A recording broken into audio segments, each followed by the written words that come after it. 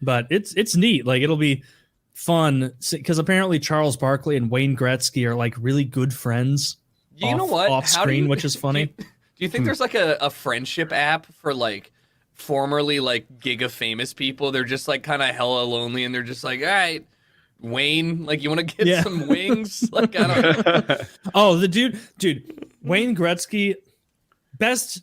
No one in any of the four major sports, or I would say even soccer, knowing nothing, has ever dominated a sport as soundly as Wayne Gretzky did. No one.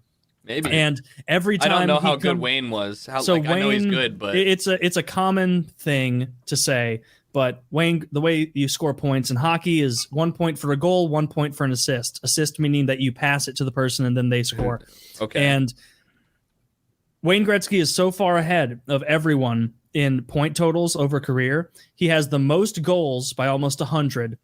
And even if you were to remove every goal he ever scored and just counted his assists, he would be far and away the number one scoring person of total points. So everyone else gets to keep their goals and their assists. You remove 900 goals from him, he's still in first place. So you're right. That is so unbelievably dominant. I'm trying to think of who, like, I was going to say, like, that's more dominant than Jordan or LeBron. It is, yeah. That's like you are like the best player in the history of the sport. Yeah, it's not even close. Like having 200 points in an 82 game season is like considered the most outrageous of things. We'll never see that again. Somebody's going to bring up boxing, and I don't believe that would also equate, right? Like, I think Lemieux also does. It's incredible, right? But also I feel like with the amount of hockey players given the opportunity to stand on that podium, there are not nearly as many boxers, right? That like, true, right?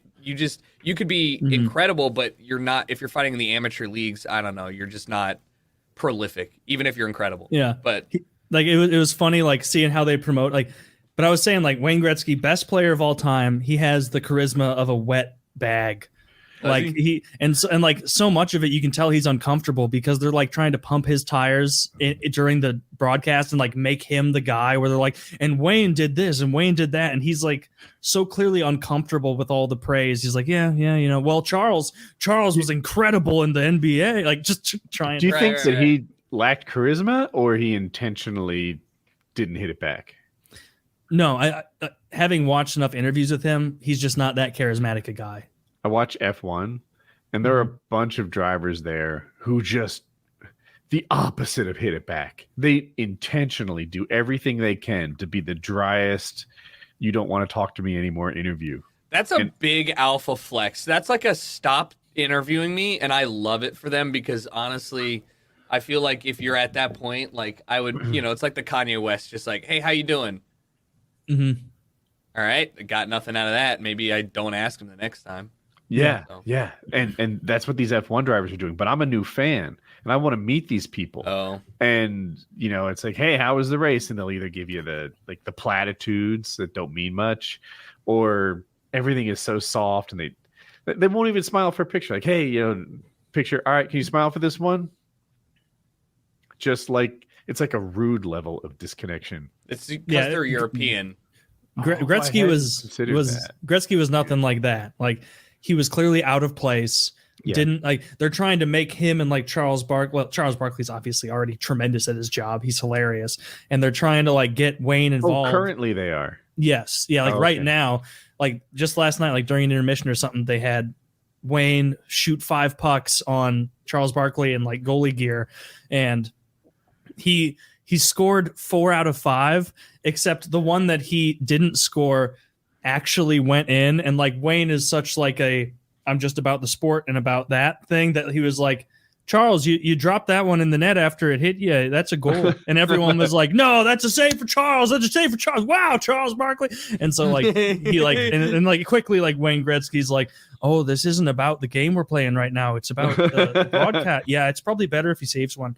Like was he just like in my head, he's just ripping it at Charles like mercilessly. He was shooting it so gently.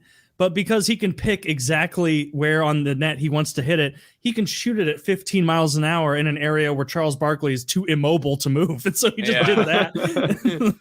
But hopefully they continue it, because I'm looking forward to to those ESPN highlights and everything. They just like I remember watching ESPN as a kid and being like, God fucking damn it, like they do such a good job. I don't even care about football, and these highlights are awesome. I don't give a shit about basketball, but these highlights are so cool. I wish they did this for hockey. Why don't they do it for? At the time, I had no idea they didn't have a contract with the NHL, so they went out of their way to not play anything from it because there's, what's their incentive? Yeah. Well, people are interested in it, and they watch your show because they're interested in hockey. But hockey people aren't watching ESPN because they know that it's not there. Chicken and the egg issue, right? Yeah, a little bit. Because like you look at the round table, like I don't know anything about the NBA, but I know their like mid-game like banter is unmatched and hilarious, largely because of that guy Charles Barkley. Good. Yeah, it's really, really good. Sometimes they take the banter guys and have them do the whole game, and it's really, really bad.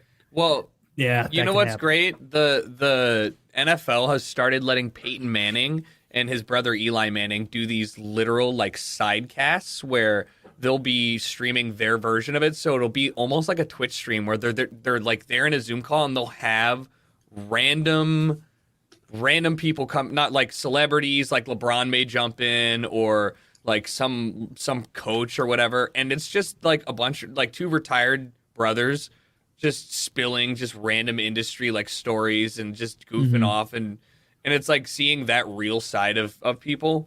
Like I think they crushed it. I think they had 1 million concurrent viewers in their last holy shit thing. So I was like, oh, like people give a shit about this. I gave a shit about it. It was better than the original broadcast for a game that I didn't really care about. I'm just, as a viewer, I'm like, what's interesting? It's Twitch. It's that idea of it. 1 million concurrents. Yeah. Like, that's insane. I'm impressed they have the infrastructure for it. Not me too, because they service a fuck ton of people with like it's the NFL. Maybe I'm wrong. I guess I think of them like a big stream is like 250,000, and they get those every so often, and they had to be prepared for it. But $1 million. Oh, are you talking about Twitch or something? Yeah, we're not. No, it wasn't on Twitch. No. I mean, they're said streaming 1 million right. concurrents. That's Yeah, right. on like on the live stream that they were doing, like Thursday Night Football is live right now. It's got 31,000 on the main channel, but like Nick Marks or other people are streaming it. Whatever.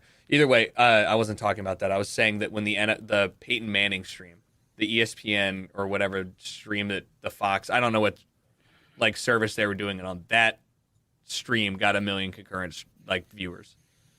Yeah, so it wasn't even on like but I didn't keep up. I think it's me, not you. No, it's probably me.